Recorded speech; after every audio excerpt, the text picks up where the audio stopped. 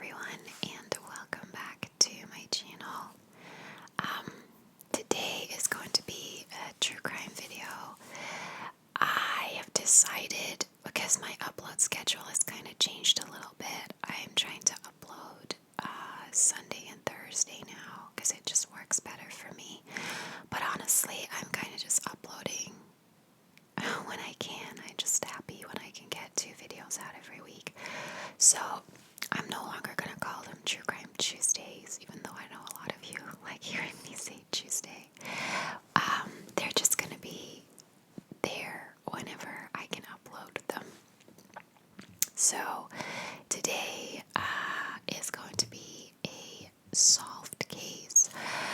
A lot of you over the last year or so have asked me to do a solved case, but I only do solved cases on my Patreon. It's the reward I offer there. But some of my Patreons have asked me to also do unsolved cases there, so I'm going to mix it up a little bit more. I'm going to do the occasional solved case here and just do an extra unsolved case there, so that everyone kind of gets a little bit of what they want. So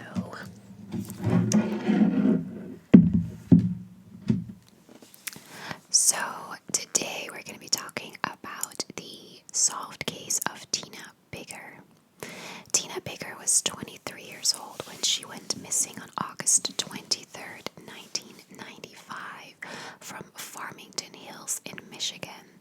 She was a psychology major and she was about to start her senior year at Oakland University in Detroit. She grew up in a military family and she was known as a very vivacious girl and very hardworking.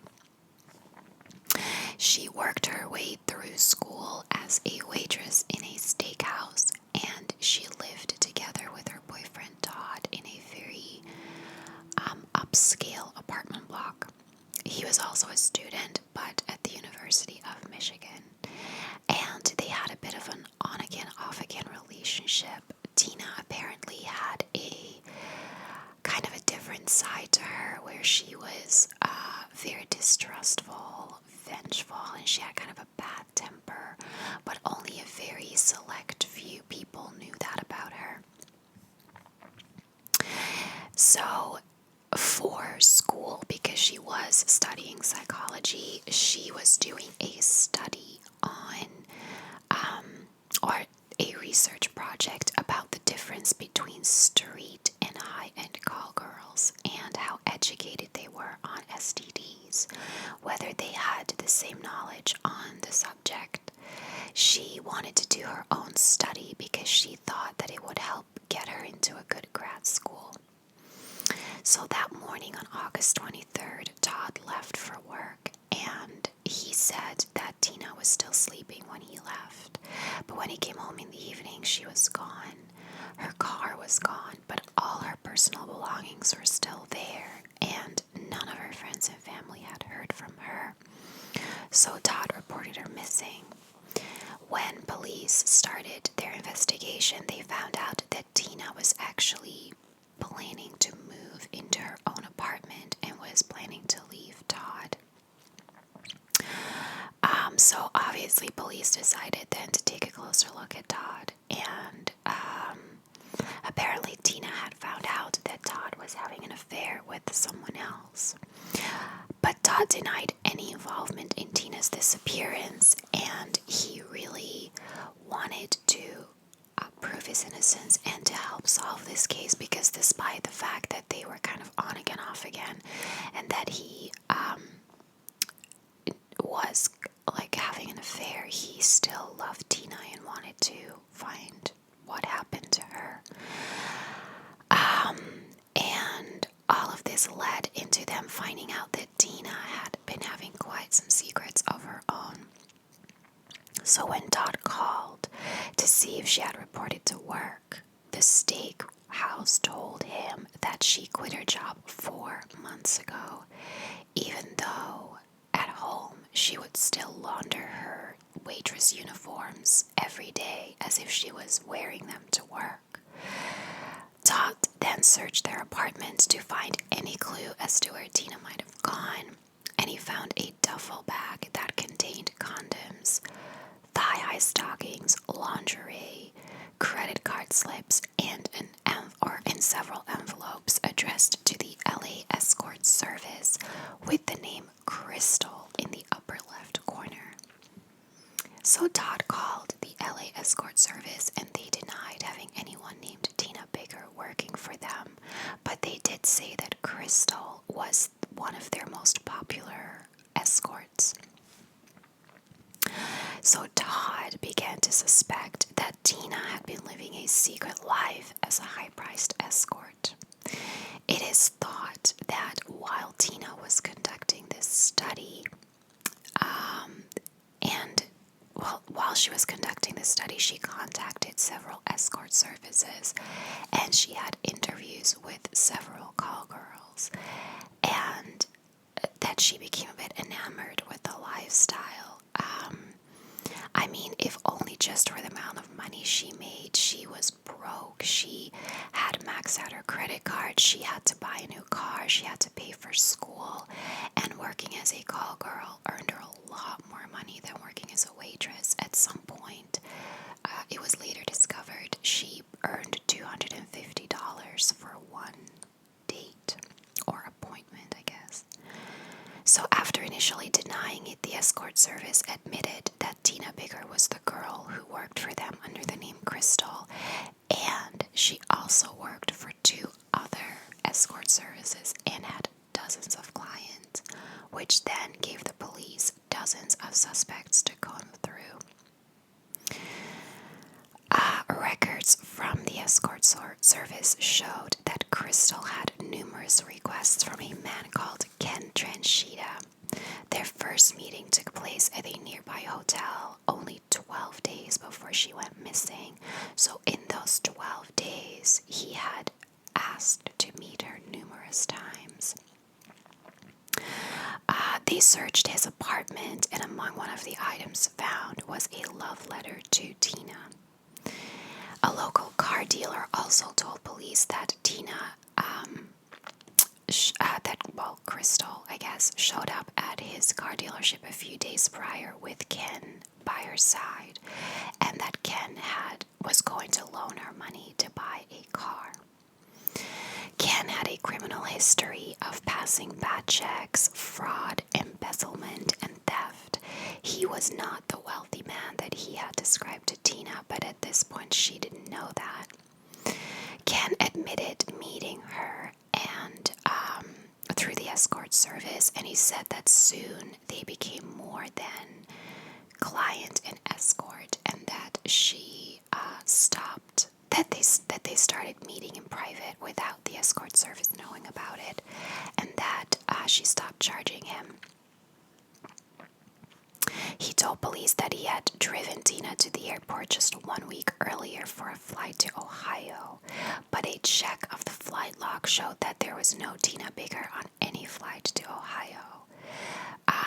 He said that Crystal left her car. I keep referring Crystal and Tina, but to him, she was Crystal.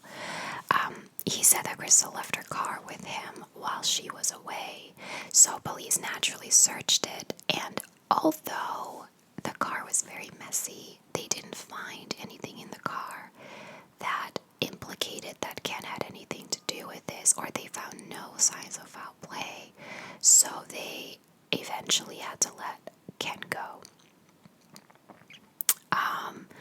They did search. They used cadaver dogs to search some woods that were located behind Ken's house, but at that point when they didn't find anything, they released Ken from police custody.